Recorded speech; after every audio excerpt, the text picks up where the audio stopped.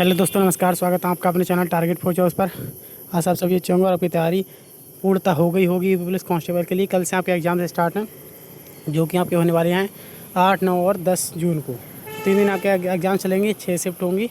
आप लोगों के लिए अग्रिम शुभकामनाएं। आप अच्छे से एग्ज़ाम दीजिए। तो उन्हीं के बारे में कुछ 2-4 बातें करेंगे कि एग्ज़ाम को कैसे अटेम्प्ट करना है, गलतियों से कैसे बचे और सेफ स्कोर कितना रहना चाहिए। जो आप एग्ज़ाम में जाएँ तो कितना सेफ स्कोर माइंड में लेके चले, इतना तो होना ही चाहिए मिनिमम। इससे कम में काम नहीं चलेगा। तो वैसे मैं आज काफ़ी दिनों बाद वीडियो बना रहा हूँ क्योंकि ट्रेनिंग चली थी। आपको जैसा बताया, मेरा अभी 160 244 वाले बैच में हुआ था तो ट्रेनिंग चली थी।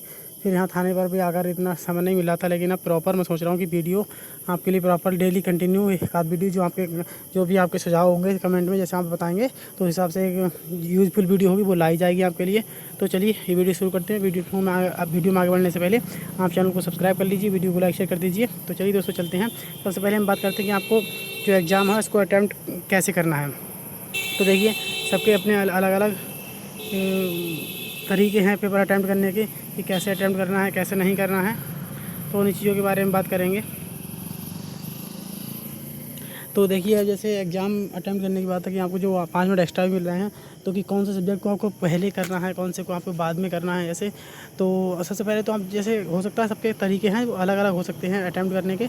तो मैं आपको बता दूँ, अगर आपको एग्ज़ाम वैसे मेरे हिसाब से मैं बताऊँ तो आपको अगर एग्ज़ाम अटैम्प्ट करना है स्टार्टिंग से तो आप पहले हिंदी करिए। हिंदी करेंगे आप तो क्या होगा कि हिंदी और क्या कहते हैं जीएस, ये 2 सब्जेक्ट अगर आप करेंगे तो आपका ये है कि जो 37-38 क्वेश्चन आते हैं तो लगभग 75-76 जो भी क्वेश्चन होंगे आपके वो एक बार में निपट जाएंगे। तो ये है कि जब आप 76 क्वेश्चन कर लेंगे तो आपको एक थोड़ा ये लगेगा कि सर से मतलब भार कम हो गया, क्योंकि 76 क्वेश्चन अगर आप आधे घंटे में आराम से कर सकते हैं। अगर आप 15-15 मिनट भी देंगे दोनों को तो आराम से हो जाएगा। फिर आपके पास 1.5 घंटा बचेगा तो उसके बाद आप मैथ और रीजनिंग आराम से कर सकते हैं। कोशिश करिए कि आधे घंटे से भी पहले ही कर लें, आधा घंटा ना लगे। तो सबसे पहले मैं तो यही सुझाव दूंगा कि आप पहले हिंदी करें, उसके बाद जीएस करें और उसके बाद रीजनिंग मैथ में से आप अपने इच्छा अनुसार कोई सा भी चुनाव कर सकते हैं जो आपको सही लगता हो। मेरे हिसाब से रीजनिंग करेंगे तो बेहतर रहेगा, उसके बाद मैथ कर लें बस। और पर टाइम पर्याप्त है, इतना कम टाइम नहीं है। हमने भी एग्ज़ाम दिया है तो और हमारे भी अच्छे मार्क्स थे। ऐसा नहीं है कि समय बहुत कम पड़ता हो। यूपी कांस्टेबल के हिसाब से और जो लेवल पेपर का आता है उस हिसाब से टाइम है आप आराम से मतलब ज़्यादा समय बचेगा नहीं। तो ऐसा भी नहीं होगा कि आपका समय कम पड़ जाएगा अगर आपने अच्छी तैयारी करी है, मॉक टेस्ट लगाए हैं। तो मॉक टेस्ट से बहुत फ़र्क पड़ता है। आपकी जो टाइमिंग होती है कि आपकी जो मॉक टेस्ट देते हैं उसमें आपकी टाइमिंग फिक्स हो जाती है कि हाँ इतनी देर में एग्जाम कर लेंगे। आपका जो प्रेशर है वो माइंड से हट जाता है कि यार पेपर कर भी पाएंगे नहीं। तो इसीलिए कहते हैं कि मॉक टेस्ट लगाना बहुत ज़रूरी है। तो दूसरी बात कर लेते हैं आप कि गलतियों से कैसे बचे। देखिए, प्रेशर में क्या होता है कि हड़बड़ा जाते हैं। जैसे लेखपाल में क्वेश्चन आया था कि सीमांत गांधी के नाम से कैसे जाना जाता है, तो उसमें लिखा था खान अब्दुल। तो जिन्होंने खान अब्दुल देखा तो तुरंत ही वो लगा दिया कि हाँ खान अब्दुल हो गया, लेकिन आगे उसमें लिखा था कि खान अब्दुल जब्बार खान। तो जब्बार खान उनके भाई थे। आज तक जो हमने भी नहीं पढ़ा कि जब्बार खान भी कोई थे, लेकिन तो वो क्वेश्चन गलत हो गया। लेकिन ऐसा नहीं करना आपको। या आपने कहीं ऐसा होता है कि क्वेश्चन में देख लेते हैं कि उसमें नहीं है लिखा है और उसमें आपने है पढ़ लिया, नहीं है नहीं देखा ही नहीं। तो इन चीज़ों का खास ध्यान रखना कि ये गलतियाँ ना हो और आते हुए क्वेश्चन गलत ना हो। देखिए, जहाँ पे तैयारी है अगर आपने अच्छे से तैयारी करी है तो आते हुए अगर आप क्वेश्चन नहीं करेंगे तो आपका सिलेक्शन कोई नहीं रोक पाएगा।